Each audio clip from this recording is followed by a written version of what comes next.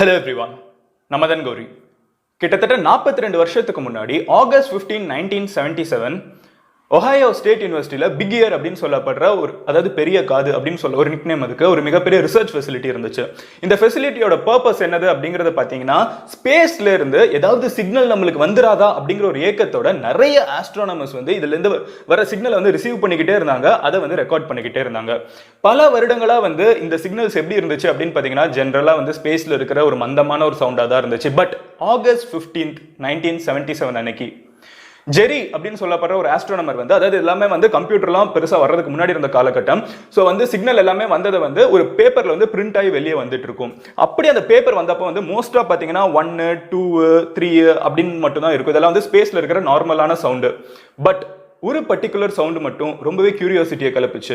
அது என்னதுன்னு பாத்தீங்கன்னா 6EQUJ5 அப்புறம் 7 அப்படிங்கிற ஒரு சவுண்டு. இது எங்கேருந்து வந்துச்சுன்னு இன்னைக்கு வரைக்கும் தெரியாது.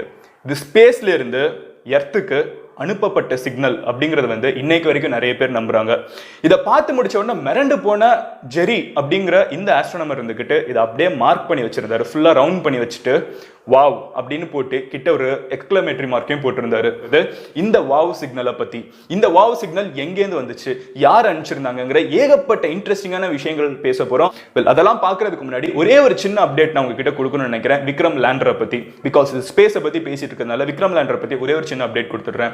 ஸோ விக்ரம் லேண்டர்ல என்ன ஃபால்ட் இருந்திருக்குங்கிறத ஃபர்தரா ஜீரோ இன் பாக்குறப்போ இந்தியா டுடேல ரிப்போர்ட் படி என்ன சொல்றாங்கன்னா, விக்ரம் லேண்டர் அது பயங்கர ஸ்பீட்ல வந்துட்டு இருந்திருக்கு. அது கொஞ்சம் கொஞ்சமா ஸ்பீடை குறைச்சு அது போய் நிலவுல தரையிறங்கணும். இதுதான் போயிட்டு இருக்க நடந்திருக்க வேண்டிய விஷயம். சோ இப்படி போயிட்டு இருக்கப்போ என்ன இருக்குன்னு பாத்தீங்கன்னா, அந்த ஸ்பீடு ரொம்ப வேகமா வருது, ஆனா சர்ஃபேஸ் இங்க இருக்குது. சோ மெதுவா போய் இறங்கணுங்கிறதுக்காக ரிவர்ஸ்ல இங்க ஒரு புஷ் அந்த விக்ரம் லேண்டருக்கு கொடுத்துக்கிட்டே இருப்பாங்க. ஒரு த்ரஸ்டர்ஸ் இருந்துகிட்டே இருக்குமா. இது என்ன பண்ணணும்னா, கொஞ்சம் கொஞ்சமா அதோட இன்டென்சிட்டி கம்மியாக மெதுவா போய் ப்ராப்பரா லேண்ட் ஆகணும்.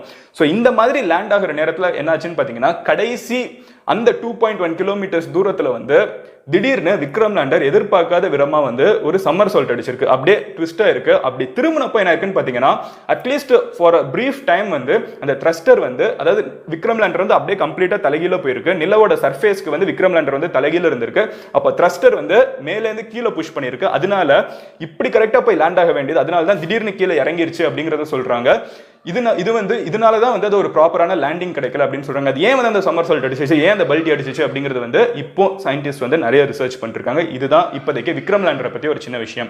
எனிவே, இப்போ இந்த வாவ் சிக்னலை பத்தி பார்ப்போம், ஏலியன் லைஃபை பத்தி பார்ப்போம், because that's really really interesting. So first இந்த பிக் இயர்னா என்ன அப்படிங்கறத நான் சொல்லிடுறேன். இந்த பெரிய காது அப்படிங்கிற ஒரு பேர் வச்சிருக்காங்க இந்த அப்சர்வேட்டரிக்கு. இது ஒஹாயோ ஸ்டேட் யூனிவர்சிட்டியில ஒரு பெரிய ஒரு பிக் இயர் அப்படின்னு சொல்லப்பட்ட ஒரு மிகப்பெரிய ரிசர்ச் ஃபெசிலிட்டி டெவலப் பண்ணாங்க. இதோட மெயின் பர்பஸ் என்ன அப்படிங்கிறது பாத்தீங்கன்னா, ஒருவேளை ஸ்பேஸ்ல வேற ஏதாவது ஏலியன்ஸ் அப்படிங்கிற ஒரு விஷயம் இருந்துச்சுன்னா, ஏன்னா பாசிபிலிட்டிஸ் இருக்கு கரெக்டா.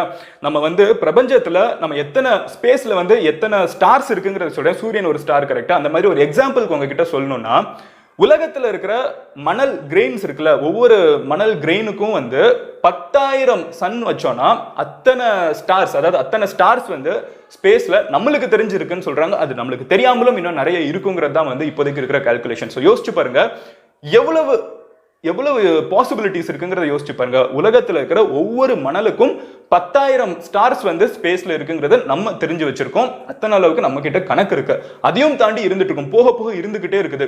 ஸோ இவ்வளவு இருக்கிறப்ப ஏலியன் லைஃப் அப்படிங்கிறது நம்ம மட்டும்தான் இந்த மொத்த பிரபஞ்சத்திலே நம்ம மட்டும்தான் பெரிய ஆட்கள், நம்ம மட்டும்தான் உயிரினங்கள் அப்படின்னு நினைக்கிறதே ஒரு மிகப்பெரிய ஒரு பாசிபிலிட்டி மட்டுமே தவிர அது கன்ஃபார்மல் ஃபேக்சுவலான ஒரு விஷயம் கிடையாது.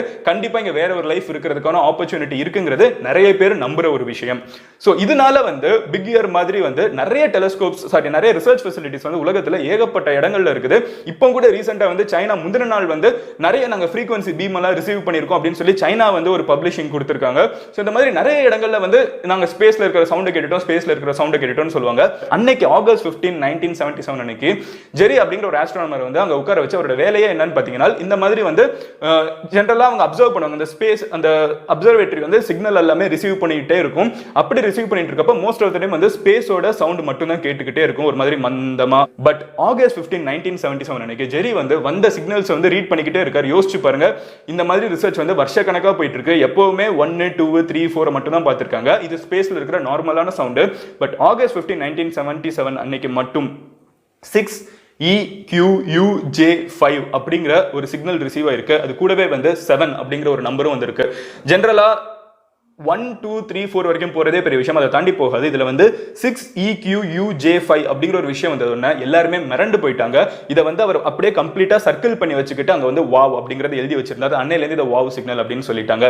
ஏன் இது வந்து எர்த்லேருந்து உருவாயிருக்க கூடாது, அதை வந்து நம்ம தெரியாம நம்மளோட ரிசர்ச் ஃபெசிலிட்டி வந்து கேப்சர் பண்ணிருக்கலாம்னு கேட்டீங்கன்னா, இவங்க அனுப்பிச்ச இந்த ரேடியோ ஃப்ரீக்வன்சில தான் வந்து இது வந்திருக்கு.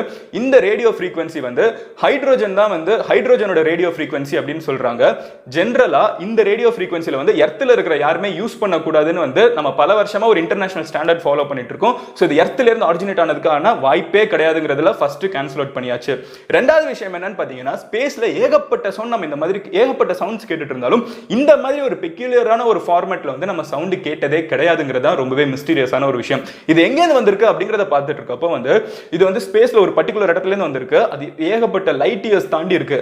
இது எந்த இடத்துல இருந்து வந்திருக்கு, அதை மறுபடியும் ஃபோக்கஸ் பண்ணி நம்ம எப்படியாவது தெரிஞ்சுக்கணும்னு நினைக்கிறப்போ அதையும் நம்மளால இன்னைக்கு வரைக்கும் தெரிஞ்சுக்க முடியலங்கிறது மிகப்பெரிய மிஸ்டரியா இருந்துட்டு இருக்கு.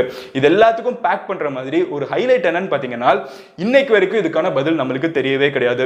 பட் இப்போ ரீசெண்டா என்னாச்சுன்னு பாத்தீங்கன்னா, நாட் ஜியோ இருந்துகிட்டு ஒரு ஸ்பேஸை பத்தி ஒரு எக்ஸ்பிளனேட்டரி வீடியோ பண்றப்போ வந்து அவங்க வந்து இந்த வாவ் சிக்னலையும் டச் பண்ணாங்க. பிகாஸ் நம்ம ஸ்பேஸ் ஏலியன்ஸ் எல்லாம் பேசணும்னா வந்து வாவ் சிக்னல், இந்த வந்த ஒரு சிக்னல் வந்து நம்ம பேசாம இருக்கவே முடியாது. பிகாஸ் நம்மளுக்கு உலகத்தோட வரலாற்றிலே வந்து ஒரே ஒரு முறை ஸ்பேஸ்ல இருந்து அந்த ஒரே சைன் வந்து இது மட்டும் தான். இது யாரோ ஒருத்தங்க நம்மளை கான்டாக்ட் பண்றதுக்காக அனுப்பிச்சிருந்தாங்களா, இல்ல ஸ்பேஸ்ல ஏதோ ஒரு பர்టిక్యులரா உருவாகிற ஒரு ரேண்டமான ஒரு சவுண்டாங்கிறது இன்னைக்கு வரைக்கும் தெளிவா தெரியலனாலும் நிறைய பேர் இது ஏலியனா இருக்கலாம்ங்கறத நம்பிட்டு இருக்காங்க.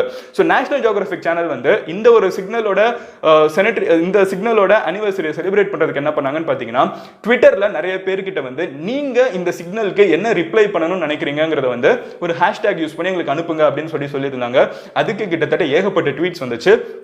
நாட் ஜியோ என்ன பண்ணாங்கன்னு பாத்தீங்கன்னா, அதுல 100 ட்வீட்டை வந்து செலக்ட் பண்ணி சில செலிபிரிட்டிஸையும் பேச வச்சு அவங்களோட வாய்ஸை வந்து அப்படியே மறுபடியும் இந்த வாவ் சிக்னல் வந்த இடத்துக்கே வந்து ரேடியோ ஃபார்ம்ல வந்து மறுபடியும் அவங்க அனுப்பிச்சு விட்டாங்க. இது வந்து நேஷனல் ஜியோகிராபிக் சேனல் பண்ண ஒரு விஷயம்.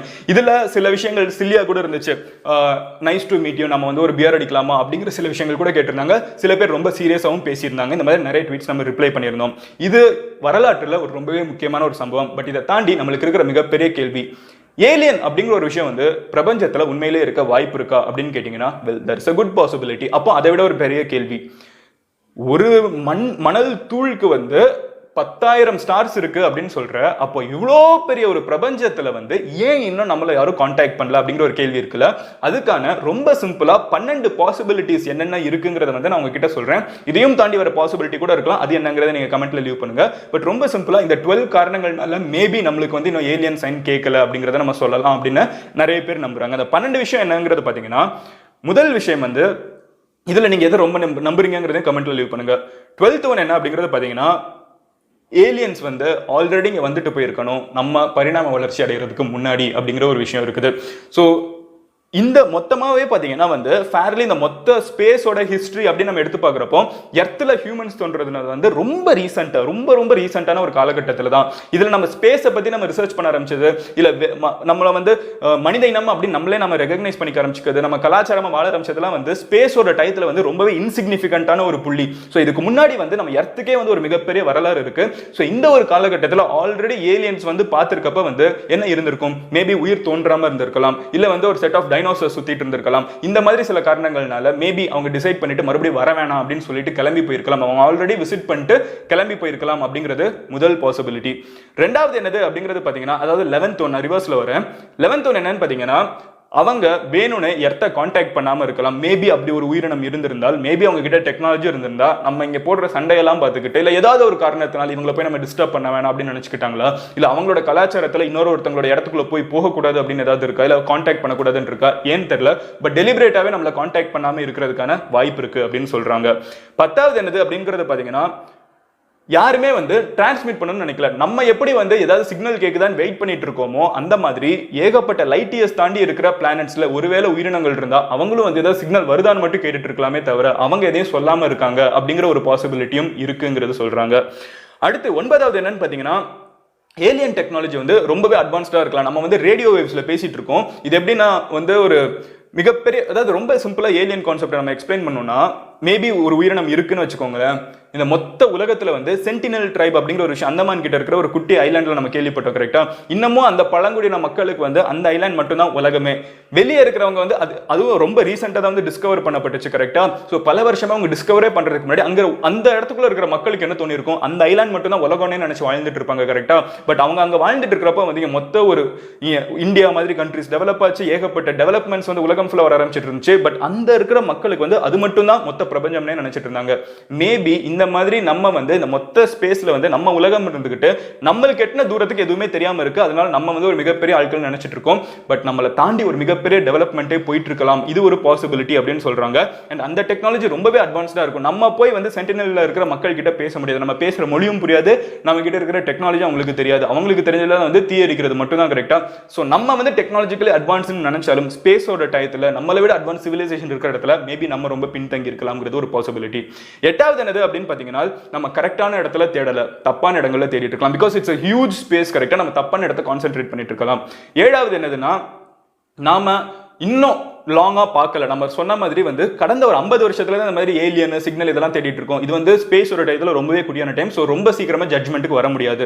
ஆறாவது என்னன்னு பாத்தீங்கன்னா, space is really big. So இந்த சைஸை வந்து நம்ம ப்ராபப்ளி ஈஸியா தேடி பார்க்கவே முடியாது. ஒரு சின்ன எக்ஸாம்பிள் சொல்லணும்னா, நான் லைட் இயர்னா என்னன்னு சொன்னேன்ல, நம்மளோட கேலக்சியை மட்டுமே சொல்றேன். ஸோ நம்ம இங்க இருந்து நம்ம கேலக்சியை விட்டு வெளியே போகணும்னு நினைச்சா கூட வந்து கிட்டத்தட்ட 1 lakh லைட் இயர்ஸ் ஆகும் அப்படின்னு சொல்றாங்க. அஞ்சாவது என்ன அப்படிங்கிறது பாத்தீங்கன்னா, மேபி யூனிவர்ஸ் அப்படின்னு சொல்றப்ப வந்து இந்த மொத்த ஸ்பேஸையும் பத்தி நம்ம பேசுறப்ப வந்து இது ரொம்பவே டெட்லியான ஒரு பிளேஸா இருக்கலாம். மேபி இருந்த சிவிலைசேஷன்ஸ் ஆல்ரெடி அழிஞ்சு போயிருக்கலாம். இந்த ஸ்பேஸோட ஹிஸ்டரியில நம்ம பார்த்தோம்னா, நான் சொன்ன மாதிரி ரொம்பவே ஃபேர்லி ரீசென்டான பீப்புள், இன்னைக்கு புதுசாக பிறந்த குழந்தை மாதிரி நம்ம இல்ல, சிசுக்குள்ள இருக்கிற ஒரு குழந்தை மாதிரி அந்த அளவுக்கு கூட நம்ம இன்னும் வளரல. ஸோ நம்மளோட ஹிஸ்டரி நம்ம வச்சு பார்க்கறதுக்கு முன்னாடி ஏகப்பட்ட மனிதர்கள் இல்ல ஏகப்பட்ட ஏலியன்ஸ் ஆல்ரெடி வாழ்ந்து முடிஞ்சிருக்கலாம். அது நம்மளுக்கு தெரியாமலே போயிருக்கலாம். மேபி நம்ம கடைசி சர்வைவர்ஸா கூட இருக்கலாம். மிச்சம் இருக்கிற எச்சம் அப்படின்னு சொல்லுவாங்கல்ல, அந்த மாதிரி கூட இருக்கலாம். நாலாவது என்ன அப்படிங்கறத பாத்தீங்கன்னா, இதெல்லாம் பாசிபிலிட்டிஸ், இதெல்லாம் நடக்கும்னு சொல்ல, இதெல்லாம் பாசிபிலிட்டிஸ்னு தெரிஞ்சுக்கோங்க. நாலாவது என்னன்னா, இன்டெலிஜென்ஸ் லைஃப் வந்து ஆல்ரெடி செல்ஃப் டிஸ்ட்ரக்ட் ஆகி போயிருக்கலாம் அப்படிங்கறத சொல்றாங்க. அது ஆல்ரெடி அதோட எபிடோம் ஆஃப் சிவிலைசேஷன் போய் அது அழிஞ்சு போயிருக்கலாம் அப்படின்னு சொல்றாங்க. மூணாவது என்னது அப்படின்னு பாத்தீங்கன்னா, இன்டெலிஜென்ட் ஸ்பீசிஸ் வந்து ஆல்ரெடி இருக்கலாம். எப்படி சுயமா யோசிக்க தெரிஞ்ச ஸ்பீசிஸ் வந்து வெளியே இருக்கலாம். ஆனா அவங்க வந்து நம்மளை விட பின்தங்கி இருக்கலாம். அவங்க கிட்ட டெக்னாலஜி இன்னும் இல்லாம இருக்கலாம். ரெண்டாவது என்னது அப்படிங்கிறது பாத்தீங்கன்னா, நம்மளை தாண்டி வேற எந்த இன்டெலிஜென்ட் ஸ்பீசிஸ்மே வந்து இந்த ஸ்பேஸ்ல கிடையாது. மேபி மற்ற இடத்துல உயிரினங்கள் இருக்கலாம். பட் அது வந்து நம்ம ஊர்ல ஆடு மாடு சிங்கம் புலி இருக்கிற மாதிரி இன்டெலிஜென்ஸ், அதாவது இந்த 6th சென்ஸ்னு சொல்லுவாங்கல்ல, அது இல்லாத உயிரினங்களா இருக்கலாம். அண்ட் ஃபர்ஸ்ட் மோஸ்ட் ஸ்கேரியான விஷயம் என்ன அப்படிங்கறது பாத்தீங்கன்னா, ஏலியன்ஸ் அப்படிங்கிற ஒரு விஷயமே கிடையாது. இது எந்த அளவுக்கு ஏலியன்ஸ் இருக்குன்னு சொல்றத இன்ட்ரெஸ்ட் கொடுக்குதோ, அதே அளவுக்கு ஏலியன்ஸ் இல்லைங்கிறத சொல்றத மனசை உடைக்கவும் செய்யுது. யோசிச்சு பாருங்க, ஒரு மிகப்பெரிய பங்களா இருக்கு, அந்த பங்களாக்குள்ள நீங்க மட்டும் இருந்துட்டு இருக்கீங்க. கண்ணு கட்டின தூரத்துக்கு நீங்க எங்க வேணாலும் போகலாம், ஆனா எங்க போனாலும் யாருமே கிடையாது, நீங்க மட்டும் தான் இருக்கீங்க. இது எவ்வளவு பயங்கரமான ஒரு சிச்சுவேஷன். இப்போதைக்கு நம்மளுக்கு தெரிஞ்சு மனிதர்கள் இந்த மாதிரி ஒரு சிச்சுவேஷன்ல தான் இருந்துட்டு இருக்கோம். மேபி இது உண்மையா கூட இருக்கலாம். இல்ல இதை தாண்டி ஒருவேளை சைன் ஆஃப் ஹோப், இதை தாண்டி ஒரு நட்பு உருவாக்குற ஒரு ஏலியனும் வாழ்ந்துட்டு இருக்கலாம். இதுதான் 12 பாசிபிலிட்டிஸ் நான் ஜென்ரலா இன்டர்நெட்ல தேடினப்போ. அதை தாண்டி இந்த வாவ் சிக்னலை பத்தி உங்ககிட்ட நான் கண்டிப்பா சொல்லணும்னு நினைச்சேன். விக்ரம் லேண்டரை பத்தி ஒரு சின்ன அப்டேட் சொல்லணும்னு நினைச்சேன். கண்டிப்பா இந்த வீடியோஸ்லாம் பாக்குறப்ப வந்து என்ன நடக்குமோ நடக்காதோ, நிறைய பேருக்கு வந்து இந்த ஸ்பேஸ் மேல ஒரு இன்ட்ரெஸ்ட் அதிகமா வரும். இந்த ஸ்பேஸ் மேல இன்ட்ரெஸ்ட் வர நிறைய இந்தியன் கிட்ஸ் வந்து இஸ்ரோல ஃபியூச்சர்ல சாதிப்பீங்கிற நம்பிக்கையோட நாளைக்கு உங்களை இன்னொரு வீடியோல பாக்குறேன். ஸ்பேஸ் யாருக்காவது ரொம்ப பிடிக்கணும், அவங்க கிட்ட டிராவல் ஷேர் பண்ணுங்க. அண்ட் உங்ககிட்ட நான் கேட்கணும்னு நினைக்கிற ஒரு கேள்வி, அந்த வாவ் சிக்னல் நம்ம ஒரு விஷயத்தை மார்க் பண்ணிருக்கோம், கரெக்டா? அது வாவ் அப்படிங்கறது அது சொல்லல. அந்த சிக்னலை பார்த்து இவர் வாவ் அப்படிங்கறது எழுதினால நம்ம அந்த வாவ் சிக்னல் அப்படின்னு சொல்றோம். பட் இந்த சிக்னல்ல என்ன சொல்ல வந்திருப்பாங்கன்னு நீங்க நினைக்கிறீங்க? அது எதா இருக்கும்னு நீங்க யூகிக்கிறீங்கிறத கமெண்ட்ல லீவ் பண்ணுங்க. இல்ல இது வந்து வெளியே வந்து உருவான ஒரு பிளானட்டரி சவுண்டா கூட இருக்கலாம், அது வந்து ரேண்டமா ஸ்பேஸ்ல இருக்க ஒரு சவுண்ட் நினைக்கிறீங்களா? எதா இருந்தாலும் கமெண்ட்ல லீவ் பண்ணுங்க. பட் ஒரு விஷயத்தை ஞாபகம் வச்சுக்கோங்க, இந்த ஒரு சவுண்டை நம்ம அதுக்கு முன்னாடியும் கேட்டது கிடையாது, அதுக்கப்புறமும் கேட்டது கிடையாது. So thrilling, right? நாளைக்கு உங்களை இன்னொரு வீடியோல பாக்குறேன். Until then, bye. Madan Gowri signing off. Love you all. Cheers. Have a great day. Take care. Bye. Cheers.